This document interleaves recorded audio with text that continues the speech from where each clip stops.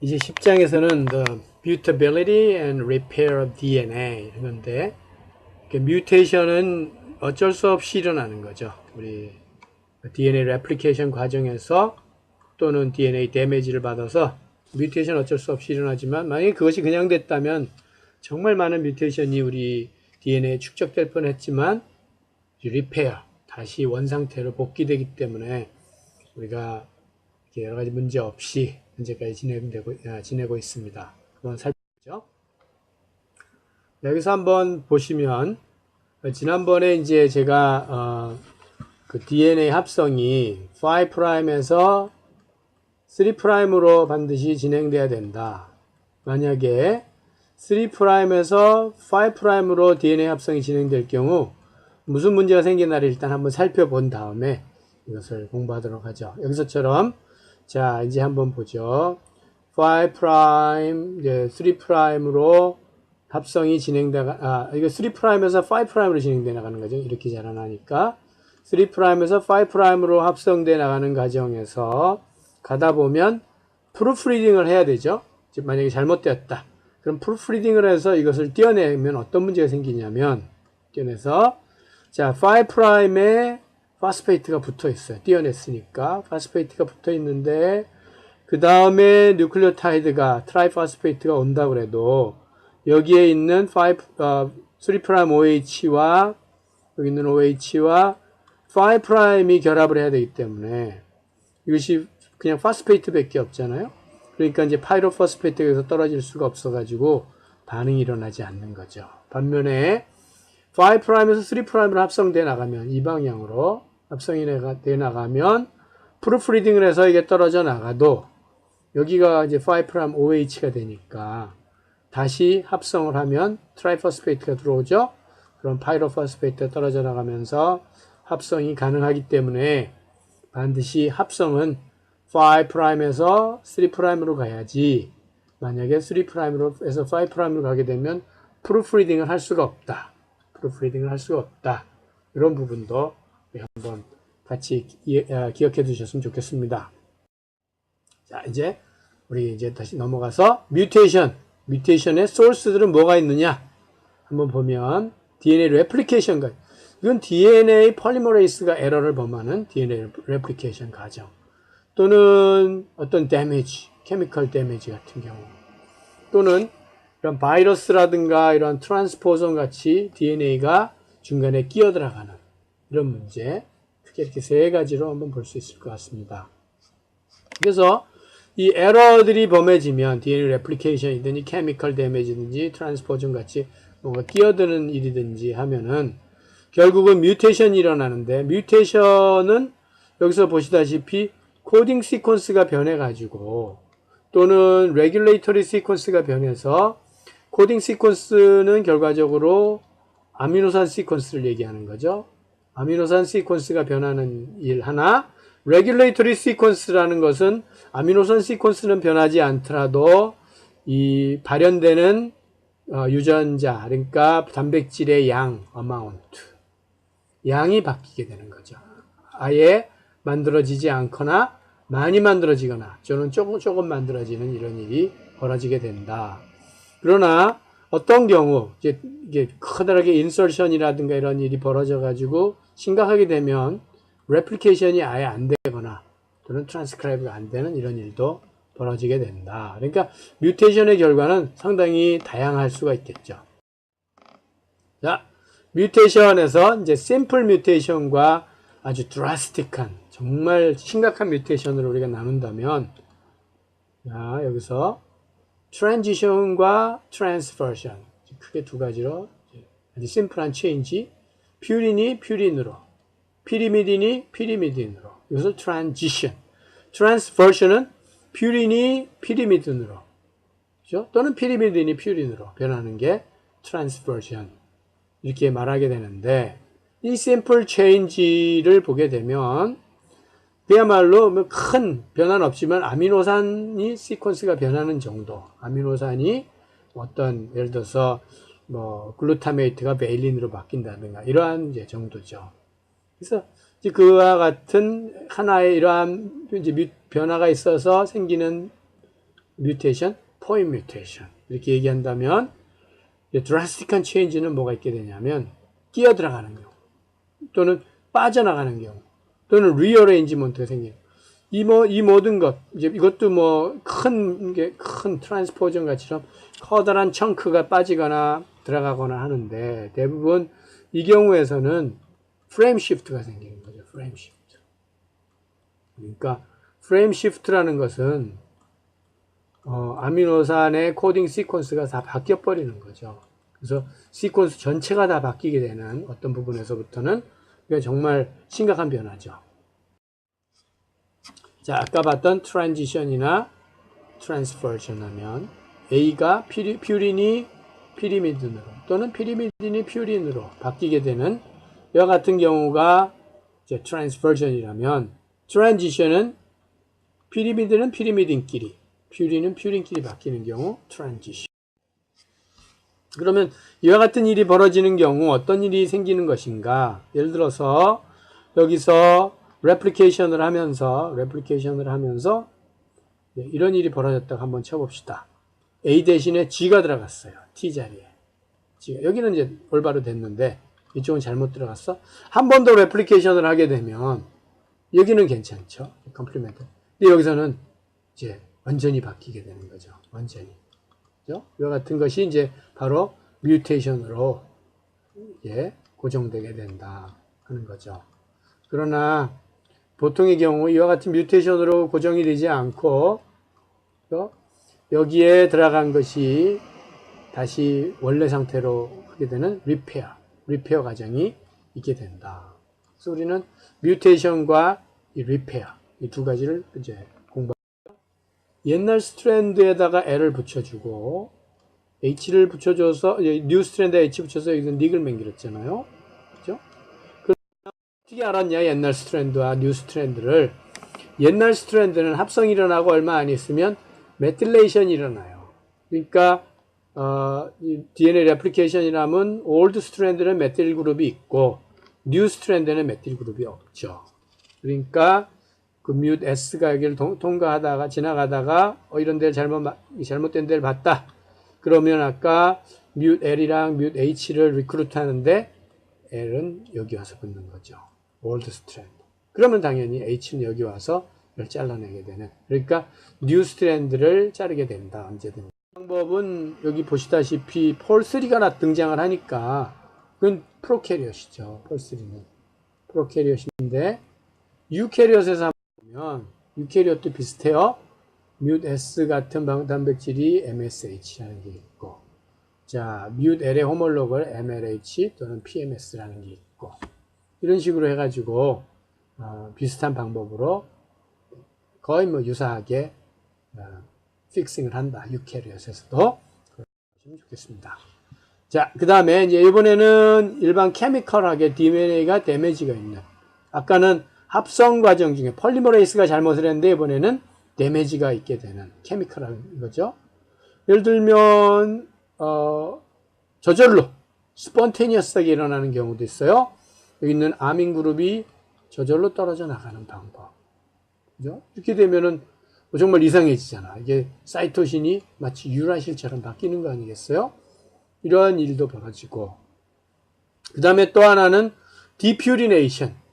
여기서 이 글라이코시딕 본드죠. N-글라이코시딕 본드. N-글라이코시딕 본드가